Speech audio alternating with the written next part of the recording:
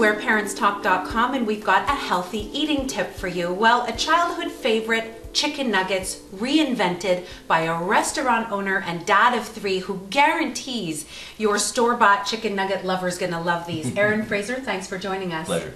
So what have we got here? In this bag is 4 chicken breasts, about 4 pieces of rosemary, some lemon zest from one lemon, and a little bit of lemon juice. Now the next step is you let this sit. Yeah, you can leave it for 2 hours if you're in a rush, but I prefer to leave them overnight. Okay. So then you actually take them out and you want to actually rinse them off. Is that what you pull them out, rinse off the oil and everything that's on them, and just pat them dry with a paper towel. Okay. Yeah. Basically, we want to go with the grain. And you were saying actually a mistake, you can go ahead and cut, but parents should actually think of cutting them maybe even a little bigger than they would have. Yeah, kids are funny about the size of these things. My kids like them thin, like this for instance. Okay. But you were saying they could stay juicy if you leave them a little. The thicker they are, I find they don't dry out as fast. Okay, that's all. That's great information. That's it. So we start with a little bit of flour. Okay. I'd say, well, it depends. It's not really accurate. You end up throwing a lot of it away after, but I'd say a cup. So this is 2 half cups. Okay, perfect. And that will actually help everything else stick to the chicken, right? Yeah, it's just enough to coat it and dry it out. They call it dredging. Then when you go to the egg, it actually helps it stick. Yeah, exactly. Okay. So another egg. And of course, I dropped a shell in there. You got it. I use panko flakes. You can use breadcrumbs, which is totally fine, but the panko flakes are, I find the Japanese breadcrumbs are a little bit lighter and a little bit crispier. That's a great tip. And they're not hard to find anymore, right? No, you can find them in most places now. Okay, that looks so great. Yeah. All right. Okay, so it's literally... I'm going to take the liberty here. Yep. I think that needs to be a little...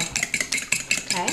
You can also water this down with a little bit of milk, a little bit of water. Okay. I find it's just easier to do that. Okay.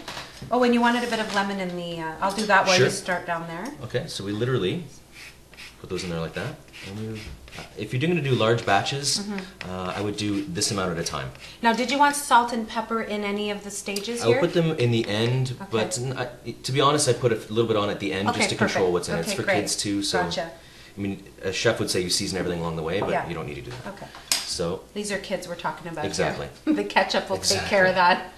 So yeah, you just want them. You want to try to get the flour off. Yeah. And then you start dipping them. Yep. Okay, this is the gross part. You're letting me do this? Are you doing it? You go ahead. Now hold it over for a second. You try to let it drip. Yeah.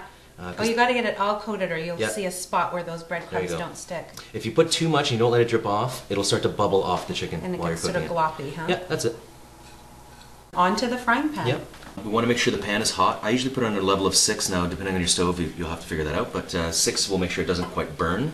And you just add the canola oil. And I put a good amount, up a few millimeters off the base, so it actually surrounds the chicken a little bit.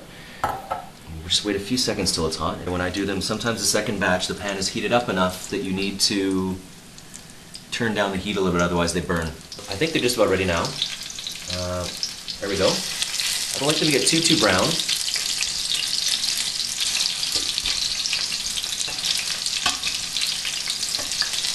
And that's perfect. You can play with this too, whatever level you like. You want to make sure the chicken is cooked through. So we're going to let the other side brown. Another minute or 2 max, and then we'll sit them down. There you go. So I take them out and I sit them on a piece of paper towel. I put the side down that was sitting in the oil, because that's where the most oil concentration is, and it gets it off quickly. And that's it. Now I would take a little bit of salt, good pinch. Now because we haven't seasoned it all along, you can be pretty good with this, and the kids like a little crunch of salt. So the recipe, along with some options that you can swap out, will be posted on our website to Aaron Fraser's super duper homemade chicken nuggets. This was another healthy eating tip on whereparentstalk.com. Those are great, delicious.